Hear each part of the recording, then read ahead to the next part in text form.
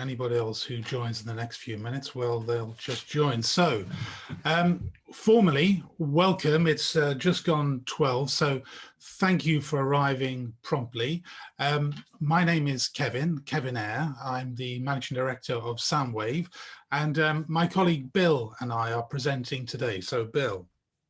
Yes, well, good afternoon as it is now. I'm Bill Davies from Keychange Coaching, Director. My background is in business psychology with specialisms in career transitions, in mental health and well-being, and of course emotional intelligence as well. So I hope to bring some of that into our session today. Well, we really do need to do that, Bill. So why don't we get underway? Welcome to this session on talking emotional intelligence. So there are quite a few people in this school who know me, but for those of you who don't, my specialism is in the area of talk, in communication, in conversation. And Bill and I have a mutual interest in this area of talking emotional intelligence. There's a whole discipline, which I'm sure many of you are aware of, in the area of emotional intelligence. There's a whole discipline in the area of talk and communication. And I think what Bill and I are trying to do is to bring these two things together in a way that creates insights and interest for people. Okay. So our agenda today is pretty straightforward. We're going to spend a little bit of time just at the beginning of this session providing some baseline concepts. What is emotional intelligence? What is skillful dialogue? And then really importantly, we're going to look at the connection between these two things. We have an interesting way of doing that today, I hope, and it will require at that point your full attention and concentration. And then finally, we're going to look at this relationship between skillful dialogue and emotional intelligence and give you a few minutes just to work out how you're getting on in these two domains. Bill, why don't you just pick this up from here? Yeah, I guess in terms of life and relationships, certainly from a psychologist's point of view, we have emotional needs, and how well those emotional needs are being met is really quite key to our well-being and to our performance in our relationships. So, we do seek and we need connectedness, satisfaction, pleasure, meaning, etc. in life. And if we don't get those emotional needs met, then we get frustrated, alienated, despair, pain. We want to avoid that. So hopefully a lot of what we cover will help us in our life and relationships with developing EI, developing our talk in order to improve those things, stay on the left-hand side and avoid the right-hand side. Yeah, I think I'm very keen to avoid the right-hand side. It actually is rather painful just to hear the words read out as you just done. And I would much prefer to be learning things and generating insights to help me achieve what's on the left-hand side. So here's a slightly complicated picture. So I'm going to hand this straight back to you, Bill, just to kick off the little explanation of this. Yeah, so some fundamental things that we're going to be looking at, of course, in our relationships with ourselves and with others. We need self-understanding, and we need to understand others. And it really helps in those relationships if if we can seek to understand others and others seek to understand us. So that really kind of is the area around talk, I suppose, and overlaps with emotional intelligence, of course. In terms of the bottom four boxes, how do I feel about myself? How okay am I? What's my self-regard like? Do I accept myself? And can I also, what's my regard for you? And can I accept you? And what's that reciprocal arrangement? Just like at the top boxes, there's some reciprocals there. At the bottom boxes, do you accept me? Do I think you're accepting me, and what have you? So there's a heck of a lot going on, both at the level of talk and at the level of emotion within our dialogue and our discussions with each other and our relationships. Anything else to add there, Kevin, from your point of view? Well, just I think to echo your last point, Bill, really, which is that at one level you look at it and you think, my goodness, this is a tall order. You mean we have to do all of these things. We have to process all of these things. to get to the sort of connectedness and meaning that we're seeking in relationships. But of course, we do it. This is the point. We either very well or very badly or somewhere in between, we manage to find ways of navigating ourselves through this space. And I think what helps is the more we understand about the subject matter, the more we understand about the components of our emotional intelligence and the components of skillful dialogue. And so that's essentially the direction that we're moving in now for the rest of this webinar. So Bill, just pass back to you. There are a couple of baseline ideas here you'd like to introduce around emotional intelligence, I think. Yes, just some very fundamentals. I took this definition straight from the Oxford Dictionary, so just to have something which is very shared and accessible. So the dictionary says that it's the capacity to be aware of, control, and express one's emotions. That's number one. So that's what we psychologists call the intrapersonal domain. And then there's the interpersonal domain, to handle interpersonal relationships judiciously and empathetically. So there's this dual quality to emotional intelligence, the intrapersonal within me and the interpersonal. And those are integrated, they feed off each other all the time. So that's a starting point. There's a definition. And on the next slide, I just want to again go through some just basic important things about emotional intelligence to try and capture what it is and what it is not, because there are some misconceptions about it. So emotional intelligence is not part of our personality. It's how we manage our personality, and it's not fixed. That's bullet point number one. It's fluid, it's dynamic. I can be emotionally intelligent 1 minute, and I can be emotionally stupid the next. If we get overly emotionally aroused, our IQ and EQ can drop. There's a dynamic quality to it. Secondly, it's a process. It's a process of integrating thinking and feeling in order to behave, in order to do stuff. So it drives performance, but we've got to integrate thinking and feeling. Thirdly, it's a practice. So it's developable. It's something that we can become better at. And I use a tool which measures 16 enablers of emotional intelligence to enable people to get better. Fourth bullet point there covers such a lot. Attitudes are primary. So our brains are reality generating machines. We generate our own reality. We have a map of reality in our head, who I am, who you are, how the world operates and everything. That is a map, it's not reality. And it's really important to emotional intelligence that we understand that we all carry our own map and it's not reality. And through our map, our brains are trying to predict and primarily keep us safe. And that's really important to relationships, to feel safe in relationships. So we have these filters really that in our attitudes. So when we get a stimulus, like somebody talks in a particular tone, then that goes through our filters, our attitudes, and impacts our thinking and feeling, and impact our behaviors and impacts outcomes. So there's a lot that goes on under the bonnet when we hear and we perceive and we make judgments about what we're hearing. And that all happens before talk. I'll say more about the model on the left in a bit, but anything else, Kevin? No, I think that's good. I mean, I think I'd just like to move on and pick up on a couple of things you've said, Bill, as I do that. So firstly, just by way of reciprocation, the other side of the coin here, what is skillful dialogue? So we've defined this in similar ways to EI, the capacity to be aware of, control and express one's thoughts and feelings, and to handle interpersonal relationships with purpose and sensitivity through our talk. Now, in much the same way that Bill said, there is an interpersonal intelligence and an intrapersonal intelligence. Similarly, there is an inner talk and there is an outer talk. We tend not to talk about the outer talk or use that as a phrase. We do hear quite often the term inner talk.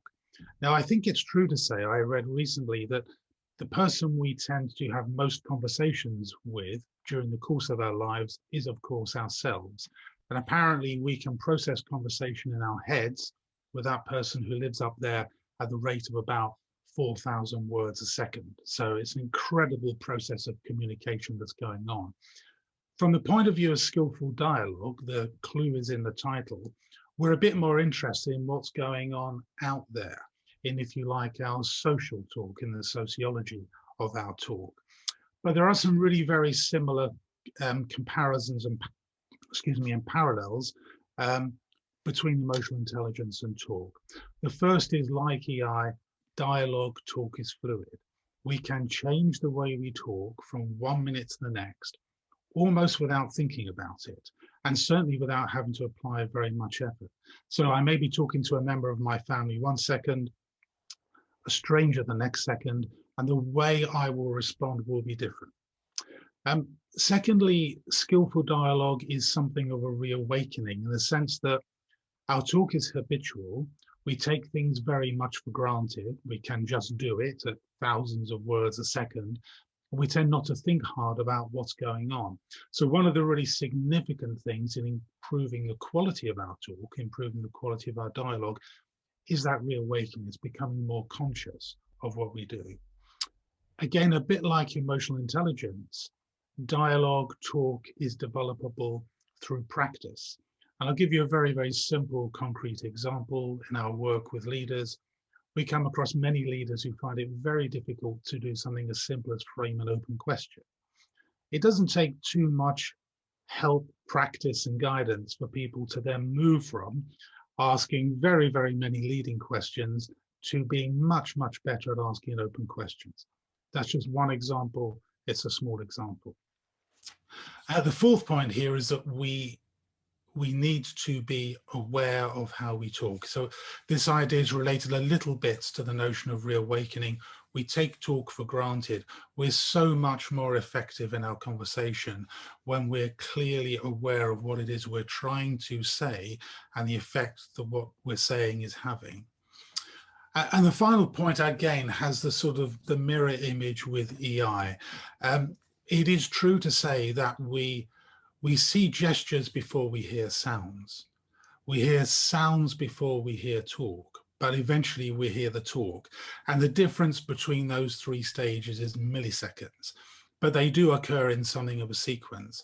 But the sounds, we give our sound shape through the talk. So the words that overlie what it is that somebody might be feeling or expressing give much, much greater meaning and significance to what's being said. A bit like Bill will say a little bit about the models a little bit later. Okay, Bill, anything to add? No, well, I think what we need to do now is, because we're just teeing things up really, so let's start to move towards what we started to talk about, Kevin, in terms of integrating these two things, so what does that look like? So just a step towards that is, firstly, just understanding that even though EI is a variable in the moment, and we can improve the baseline of emotional intelligence, we can develop that. And part of that process of developing is to understand that we can utilize and draw upon feelings and emotions. So we can give them, we can notice them, we can give them significance, we can better interpret what's going on, and so forth. So emotional labeling is part of that. But just an important point here is the difference between emotions and feelings. We tend to use those two words, emotions and feelings, interchangeably, but they are different, but they do overlap. So emotions, I would say, are far more pre-conscious, visceral, bodily. So feelings are the words that we give to those emotions. So human beings have language, and in their language, in our higher level brains, we can start to create far more nuance to those emotions. and what a lot of feelings we have. That's not all of them that are in that circle there. Um, so emotions and feelings, they're two words that are used interchangeably. Two dimensions that are really important to understand is around emotions and feelings.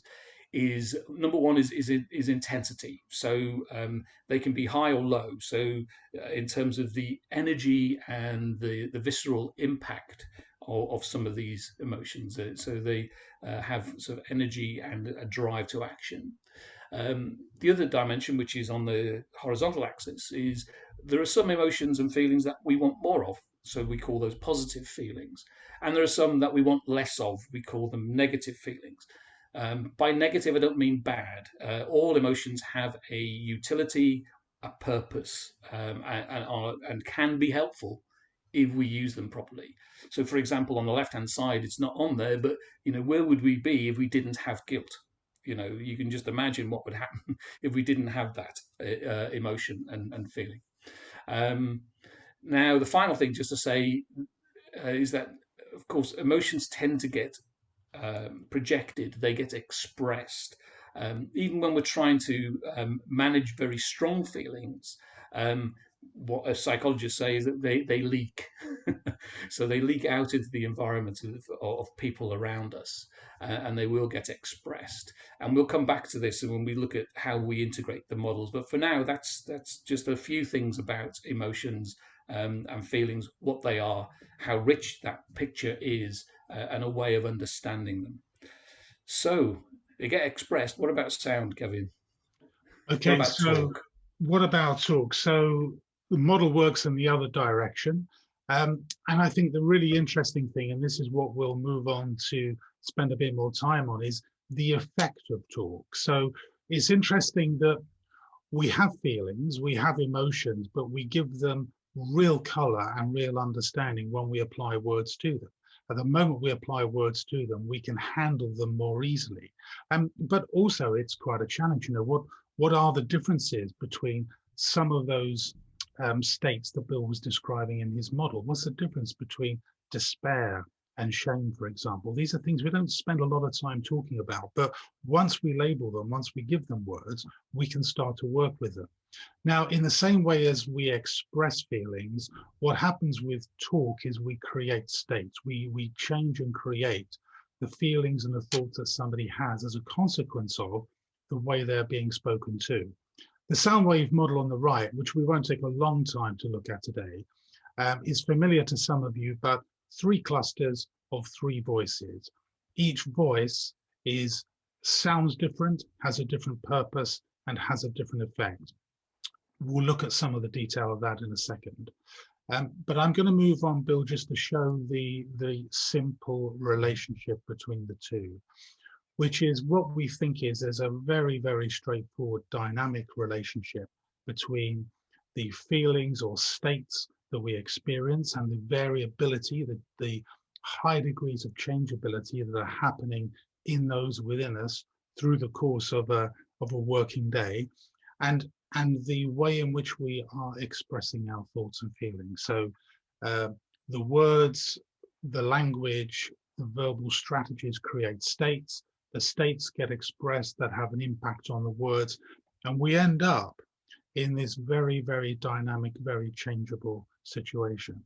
And I think for us, one of the things that's interesting as Bill and I started to talk about this is that this position is, I think, a little different from some mainstream psychology, which looks at personality and sees personality as in some sense fixed or rigid or very stable over time. And that's not to say that aspects of character are not stable over periods of time.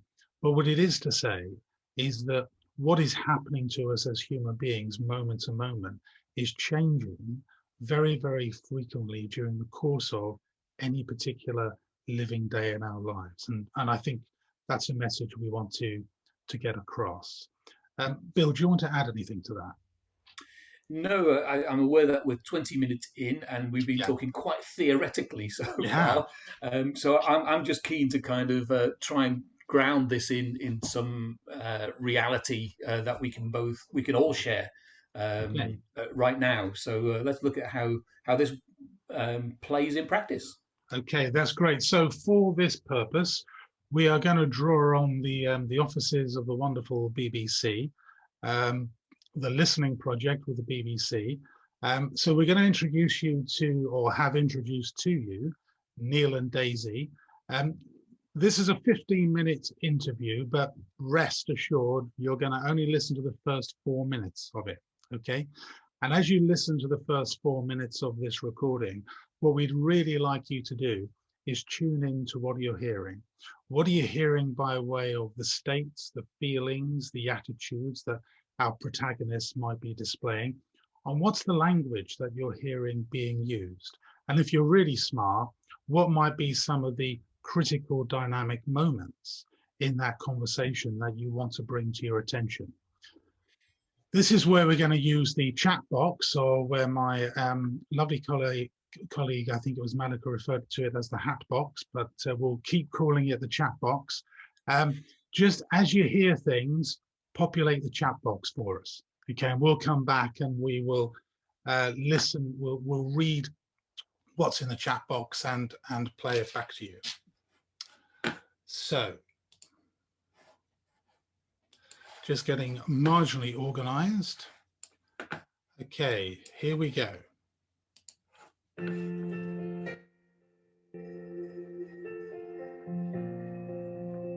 Hello. For the next 15 minutes, we invite you to lose yourself in the lives of Daisy and Neil. They didn't know each other before. Kevin, sorry, we're not able to see the video. To get together was to hear each other's. Sorry. We're not able to see the video. There's no video. Yeah, there's no video. It's You can just share audio. your screen. Yes.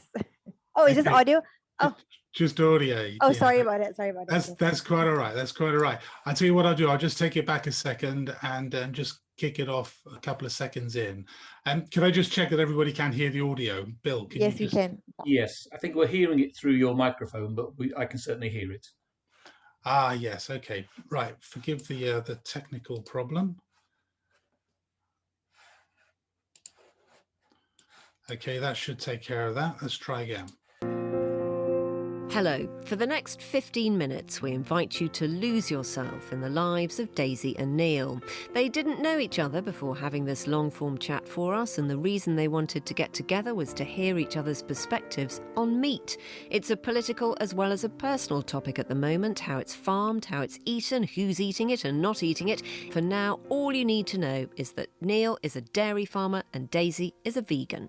We join them as they tackle the big stuff. I don't think there's many people who would acknowledge that we were not designed to eat meat. Why do we then? Why do we eat meat, do you think? Because we find it's Cultural? rich in, partly cultural, but we find it's rich in various nutrients that we need and want. Okay, we but find you it's can get those from plant-based Not all of products. them, and they're not as You readily can. available. You can get everything you need from a plant-based diet. I'm advocating step changes all the So do way. you in not, what so, I sorry, do. just going back to the whole health thing, you say that you get all these nutrients and things from dairy and meat that you can't get from plants, even though Well, they're more, you they're can. more rich in them, and Okay, they're more readily available readily in those. available. Yeah, Okay, yeah. that's fair to say. And, you know, it's more convenient, isn't it? You don't have to think about exactly all of the different things that you're eating. But what about all the stuff that it has got that's been linked to cancers, to heart diseases, Again, to high cholesterol? look at all the reports that say that's absolute rubbish. I mean, and look What, at the... funded by the industry? No more than the counter arguments are. And I think this What is are the counter arguments funded by? The plant industry. I would say overwhelming now that evidence is swaying towards the most healthy diet is a whole food plant-based I diet. think it's a balanced diet. Almost telling people what they should eat is really turning people off. And I think you've I got to agree. lead And I think that's people the- very, very carefully. Yeah, I think on this then that's journey. probably the worst form of sort of, if someone had told me when I was a vegetarian, you know, you're disgusting, you shouldn't be eating dairy, it's bad for you, that I wouldn't have responded well to that at all. But what we can do is we can educate and we can inspire and we can engage people and we can do that in a positive way. Yeah, What we don't need is someone saying, you shouldn't do this because this is evil. Yeah. What we should do is, guess what? I've been vegan for a month and I feel amazing. Or I've been vegan for 3 years, I've not been ill in 3 years. I don't get colds anymore because I'm not consuming dairy. But touch right? wood, I'm 56 and I've lived a very, very healthy life. I ran a 10K on Sunday and I did pretty good for my age group, and I've ate plenty of meat in my life. So we're all different. with a number of young people going vegan, if the transition is what it stays at, i.e. they continue to think, well, it's just convenience food from package, whereas what you're doing, they're all at it now. It's KFC. That's vegan right, chicken exactly. burger, Yeah. I mean, my wife's Whopper. been vegetarian for 35 years or something now, and she seems pretty fit and healthy to me. And I eat quite a lot of vegetarian food. You know, I love vegetables as well because I think it's a healthy mix. And I'm never here to defend the consumption of meat and dairy for the sake of consuming meat and dairy. Because I feel that that's what's been the biggest failing in farming. We have relied upon just promoting consumption. We haven't promoted choice, and it's been a really bad thing to do. Because that was going to be one of my main questions that I was sort of thinking about for you today was, you know, would you say our demand, a massive demand for meat and dairy, has that actually had a positive or a negative impact on British farming? And it probably sounds like you'd say it has a negative impact. I'd say in many ways it has a negative impact. I think some would say, oh, well, it's had a really great impact because we're exporting cheese to America and we're doing this, that and the other. Yeah. But I always think farming should be about feeding our population, even our local population, wherever possible. Exactly. You know, Yeah. I guess it's been driven by big dairy business again. Is like, you know, we've got a market for some cheese farmer or some whatever it is yogurt, and we're going to flog it all over the world. And you know, you supply us the raw milk, we'll make some money. We'll better afford you, pay you a decent price for your milk. But then it's also mad how much we're importing at the same time. Exactly. Yeah. So we've got this crazy thing, stuff sort of passing in the English Channel, you know, stuff going to Europe, stuff coming back. And, even further, I was listening to something the other day, a podcast, and they were talking about, someone was saying, oh, well, veganism's really bad because of food miles, and we're going to have to import all this, you know, avocados from South America is the one that everyone always uses. It's like, oh, bloody vegans eating all these avocados, and it's like, well, it's not just vegans eating avocados, number one, but number two, I think I'd read it, then they stated that something like 40% of the lamb that we consume in the UK is imported from New Zealand. And yet it's like, why? Yeah, and we export so much to Europe, you know, and it is a crazy mixed up world in that respect. It is a crazy mixed up world, Neil, and I'm all... Okay, so clearly that would go on for quite some time. We're pausing the conversation here. Bill, I don't know whether you're able to see this, but I have just been smiling to myself at the huge richness of ideas that are coming into chat. And I think it's fair to say we've got a very tuned in audience with us today who are hearing and picking up on lots of the really important things in this very short conversation. Now, before we decided to run this event, Bill and I thought that were this a workshop, we would go to your comments first and we would work from those. But given it's a webinar and we're a little more limited in time, we're going to do it the other way round and give you a bit of an expert interpretation of what we think has gone on. And then I'll come back to your chat. Okay, so we'll do it that way round. So Bill, maybe you could kick off with a few of the things that you have heard. And of course, you and I have had the advantage of having listened to this 2 or 3 times now. Absolutely, Kevin. No, I could see the chats coming in, and echo say that you know, there's some great comments there. So some of them really made me laugh. Like early on, are they married? Which made me laugh a lot. So there were no expletives, so they weren't married.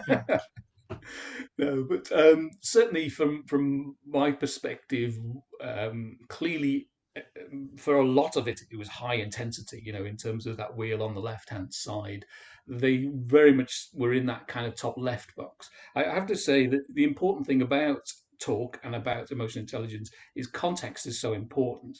So we have to recognize the context here is they are being recorded. They know they're being recorded. They know it's a listening project. So, but despite all that, which I suspect is probably going to mean that they're going to be trying to be emotionally managed. I just wondered if they weren't being emotionally managed. But it does beg the question how they may have been.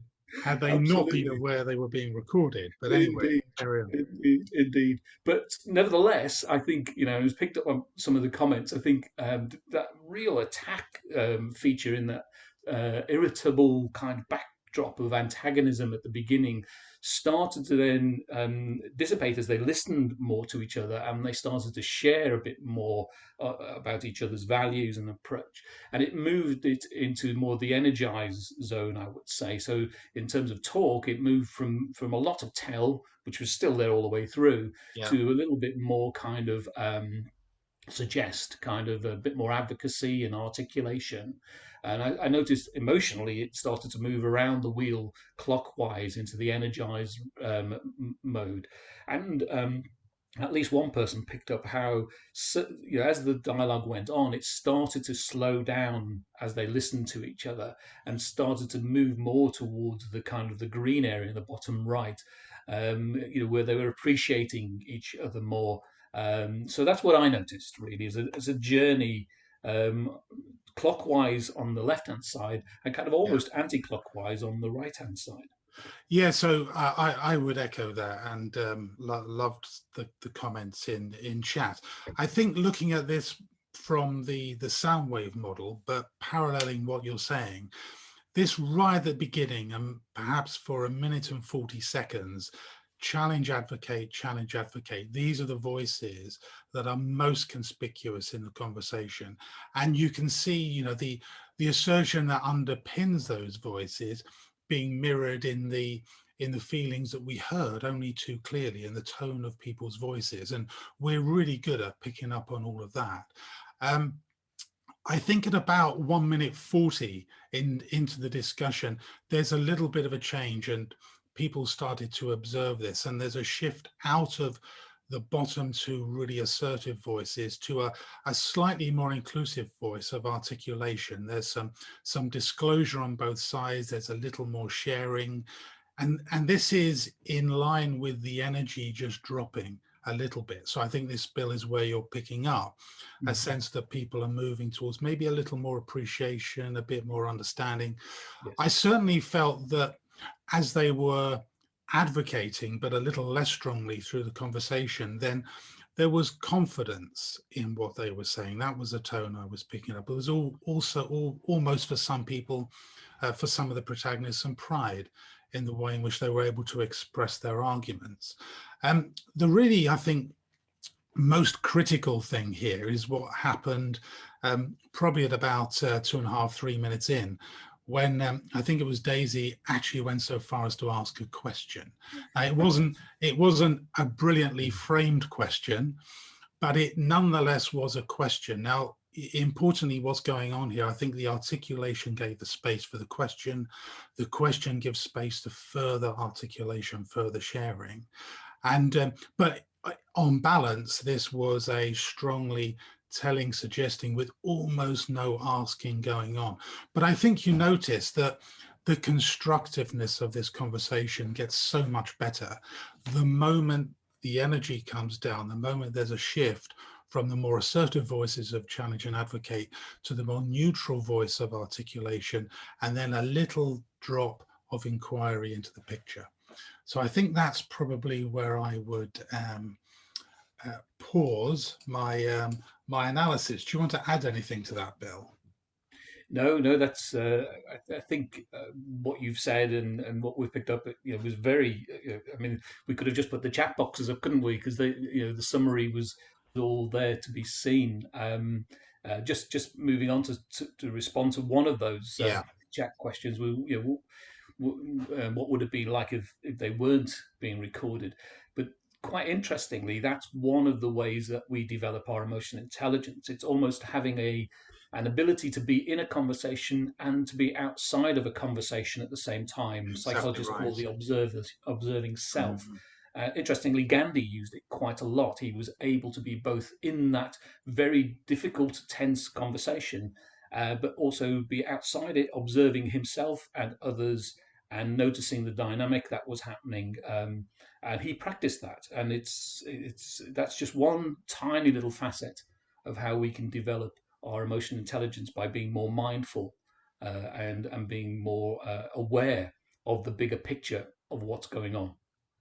And so just to echo that, I think that's right. Certainly in the SoundWave work that we do with people, we use the listening project a fair bit, and people are really good at hearing what's going on.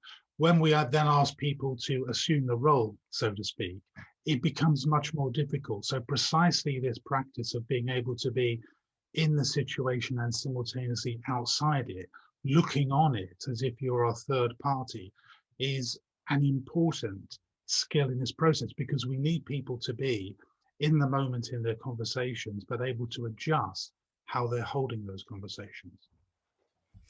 Okay, I think we should move on to the third part of our session, and we wanted to create a mechanism that would give our participants a little bit of an opportunity to think about how they were, or how you were, with your talk and with your emotional intelligence. So I'm afraid we came up with a 2x2 matrix, but at least these things are reasonably understandable. So we've got a really simple 2x2 model here. Emotional intelligence on one axis, either as something which is very developed or something that is underdeveloped, and talk or dialogue on the other axis as something which is either developed or underdeveloped. And as a consequence of that, there are 4 possible positions. We've labeled them. I'll just run through it very quickly and then pass over to Bill. So top left, highly developed EI, not so developed talk. Is this the clumsy empath? Bottom right, developed talk, underdeveloped EI. Is this the smooth talking rascal, the one-trick pony? And then bottom left, undeveloped in both. Is this somebody who is cornered, who's withdrawn, who's intimidated, or even perhaps the intimidator? And top right, it all comes together. Brilliantly skillful in our dialogue, brilliantly tuned into ourselves and others, the prophet, the visionary, the Martin Luther King Jr. of this world. Okay, I'll pass over to Bill just to elaborate this a little more and to move us through. Yes, thanks there, Kevin. And I also just want to recognise that there's some fantastic chats going on in the background, which I would encourage continues. And it makes me feel kind of regretful that we're not in a workshop environment here, because I think we could have some really great dialogue around what's happened. So we will come back to address maybe some of that and have some more questions. You carry on, I'll join in the chat. Keep the chats going. Yeah, not much more to add really to what you've said there, Kevin. Other than that, we've obviously added for a little bit more sort of words to this model that we will take a little bit more of time to just to describe. So we've got clumsy empath. We've added missing potential. So what do we mean by that? Intimidator or intimidated. OMG. We'll talk about what does that mean? Authenticity and trust. What does that mean? Bingo. Where are we trying to get to? So let's get on then, Kevin, and just say a little bit about each of these. And I think it's me that kicks off, isn't it? Missing potential. It is, yeah. Indeed. So what do we mean by this? So this is somebody who's developed EI. So we're not talking about the variability now. We talked about the baseline. So their baseline EI is quite high. It's developed, but their talk capability is underdeveloped. So we're talking about missing potential. What do we mean by that? Well, if we go back to the SoundWave model, we can actually, and I'll just refer back to that because that's a really helpful way of understanding this. So how is somebody who is emotionally intelligent most of the time, how are they missing things? Well, they might miss because they may not ask enough. So they may not be able to probe and really get under the bonnet of things. They might lack strategies there. They may be compromised in that ability. They may have some compromising features in their ability to suggest, to advocate, to position, to persuade others, and to really put their case forward. And they may have issues around the tell area. Can they effectively challenge and take on that kind of position? And finally, a missing potential might be to move between all of those in an effective way within a conversation, to be able to understand how they can and try to move the conversation on by being more mindful of where they are coming from and shift the position in order to be effective. So that's what we mean by missing potential. Kevin? Yeah, and I think we wanted just to ask you all a question. So we'll lead to make it easy, but it's certainly true for myself that there are moments in my working life and my personal life where I can feel like I'm really tuned into what's going on, but it all comes out the wrong way. And we're interested to know, does this something that you spot in yourselves from time to time? And you have some gadgetry available on this Zoom call. So if you think you spot yourself in this place from time to time, just raise the hand and we'll just take a view for a minute. So people need to click on their screen, do they? Yeah. To raise. I can see some hands going up, some thumbs going up. Perfect. Okay. And some people physically raising their hands, which is even nicer to see. Great. Perfect. So good. Well, that's good. Bill. Just one thing before you move on there, Kevin, just to respond to a really important point that somebody was making. Because these are also variables, we're not saying that people will be permanently in one box. No, quite right. We'll be moving around these 4 boxes all the time. But our baseline will be a bit more fixed, depending on how much we've developed our underlying EI and talk. Perfect. And so that's a good lead into this bottom right-hand corner. So this is a space where we might encounter, euphemistically, the smooth talking rascal. I would say politicians beware in this particular box. So this is a space where we're just not quite connected to ourselves or to the people around us. So we might demonstrate some insensitivity to others. So the talk is in our head. We know what we want to say. We know what the agenda is, but we're not reading the signals. And so we just keep going. And it doesn't really matter if what we're seeing in the other end is something that we know is not congruent with what we're expecting to see. We keep going. So there's a level of insensitivity to others.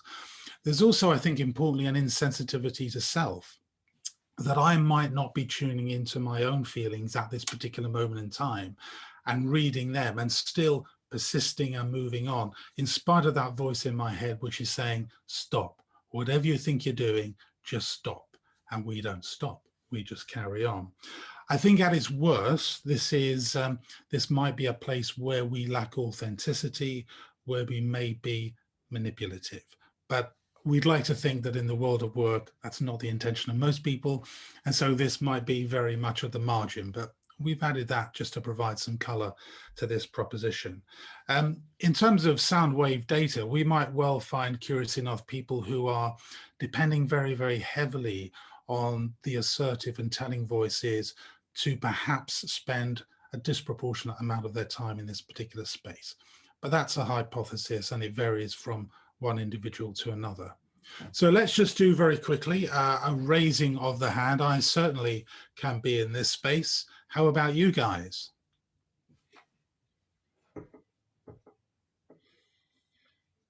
Yep. So guilty. I think everybody's guilty. I'm glad we brought that emotion into the discussion at this point. It's have we got more in that for that one, Kevin, than the other one? I think so. Yeah, I think there was a little bit more there. So let's move on, Bill. Oh my God. Yeah, OMG. Yes. Not much to say about this. This is where we've got somebody who has got low developed emotional intelligence and low developed talk as well. And my starting point really for this was to think about myself as a teenager. I know that my emotional intelligence hadn't developed at that stage. My baseline hadn't developed, and my baseline ability to use talk strategies hadn't developed well at that stage. I was quite narrow. I can reflect on that now and see that. Of course, there was also the teenager stuff of being emotionally overwhelmed, in which case, when we're emotionally overwhelmed, our EI and our ability to talk really drops a lot as well. So we're talking about both of those things. But in this box, there are therefore adults who have not developed their emotional intelligence and they've not developed their talk strategy. So they're kind of severely limited. And the danger might be that they might intimidate others, or they might be intimidated. So anything else to add for that? To that? No, I think we're going to spare our participants blushes on this one. They may, I think perhaps in all of our personal lives and adolescent stage of development is great material, great fodder for social psychology. But we probably were in this point rather than in it that often. But, you know, if you're hurt, a good example here is if you're feeling hurt, you might just withdraw. You say less, you engage less. Yes, and I think, sorry to interrupt there, Kevin, do. but I think in the clip that we played, I think at the beginning, I think it was very, very, I think it was in danger of getting into that box, I think, on both participants. I think that so it may well have exploded, or there's an implosion. People may just have walked away from each other at that point. And I think that's what you're saying. So perfect. And then finally, and we know that all of our participants will spend a lot of time in this place. This is where it just all comes together. Okay, this is where, and let's be honest about it, because we should be honest about the moments we have that go well, as well as the moments we have that don't go well. There will be times in our interactions with people where we feel like we're really tuned into what's going on, and the way we're talking is very authentically bound with that being tuned in. We won't be a prophet or a visionary, but we will be competent and more competent. And I think our interest in bringing together EI and SoundWave and talk is to get us to a place where we're more often in these more constructive places and less often in the less constructive places. But we're not promising to shift everybody to the land of utopia overnight. When Bill and I do our work, our consulting and coaching work, these are a small sample of the sorts of things that people come to talk about with us. Some people are saying, hey, how do I handle conflict? How do I develop gravitas, etc., etc.? And one way or another, there will be dimensions of our emotional intelligence and dimensions of our ability with talk that influence our ability and our performance across these and a range of other presenting problems that people want to work on developing. Bill, do you want to add anything to that? No, this is only a small sample, so I'm keen to protect as much time as we have to questions, really. Okay, that's great. Let's do that. So we've pretty much finished the input. We've given you a baseline view on emotional intelligence and skillful dialogue. We've tried to illustrate the connection and the dynamic connection between the two of them, and we've asked you very briefly a little bit about how you might think you're doing on either skillful dialogue or emotional intelligence, or the combination of the two. So we're open for questions before we take a minute or two just to conclude today's session. You can send us questions in chat, or you can just open your mics and talk to us.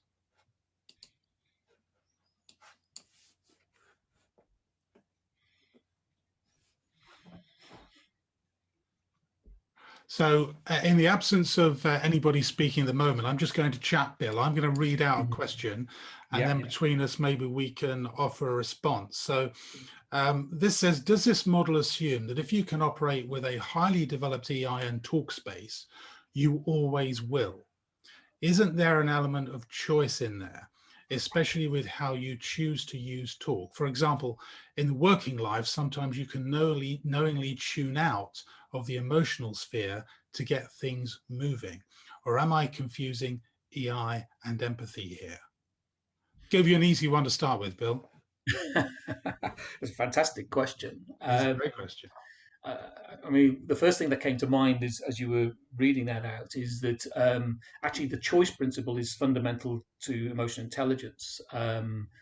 We talk about choosing our mindset and our intention. And often when we're working with leaders, we're talking about how important it is that they pause pause before that meeting to think about, how am I entering that meeting? What's my intention in this meeting? What's my contribution in this meeting? How am I going to be in this meeting? So there's lots of choices that are being made then. And fundamentally, I've heard some people quote that, emotional intelligence is largely the interplay between awareness and choice. Awareness without choice is inertia. Choice without awareness is error, and sometimes stupidity. So yeah, I would say, the exercise of choice is quite fundamental, certainly from an emotional intelligence point of view, and of course in choosing the right words and the right approach, which is where SoundWave comes from, is really quite key. Great question. It's a great question, and I really like this idea of consciously tuning out of the emotional sphere to get things moving. So people do all sorts of things, and as well as tuning into something, you can tune out of something. Of course, people do that, and of course, in certain context and certain circumstances, that's the right thing to do. I might be with somebody, I'm actually just overwhelmed by the emotional content that's coming at me, and I can't respond adequately or effectively to that because I'm overwhelmed. Now, the only way I can stop being overwhelmed is to tune out, give myself a break from the emotional onslaught. So I think that's a really effective strategy. And it's not a case of it either being our emotional intelligence or our talk. These things are acting together, and our brain is processing what is the right thing to do in this particular situation or context. So great question. Before I read anything else out, just to open the airwaves, would anybody like to ask a question using their vocal cords? I'll go ahead, Kevin. This is Sam. Sam, hi. So there's one of the things that is very clear in my mind. I think it's that one of the key connections between both the EI and the talk is in terms of the listening, right? So you have to be in tune and be able to listen in and really listen beyond what's going on and what's being said. So my question would be, how can someone practice that listening ability to be able to react and accommodate both from an EI and a talk perspective? Right.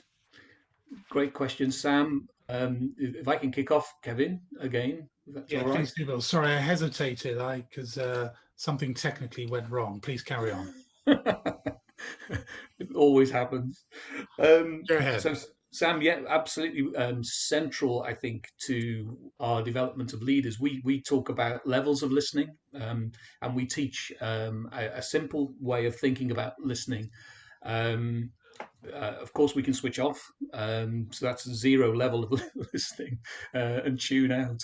But I think quite interesting, if I cut to the chase with listening, is the difference between active listening and empathic listening. When what a lot of people do is that they learn how to actively listen, to kind of shut off the brain a bit and to really tune into what somebody is saying, which is fantastic. But the problem for managers and leaders is that the better they become at that, the more people want their time. So empathic listening is really where we move to another level, where we start to really move towards coaching. So we're not just listening to what they're saying, but what's behind what they're saying, and how do I use questioning and probing in order to help the person solve their own problem.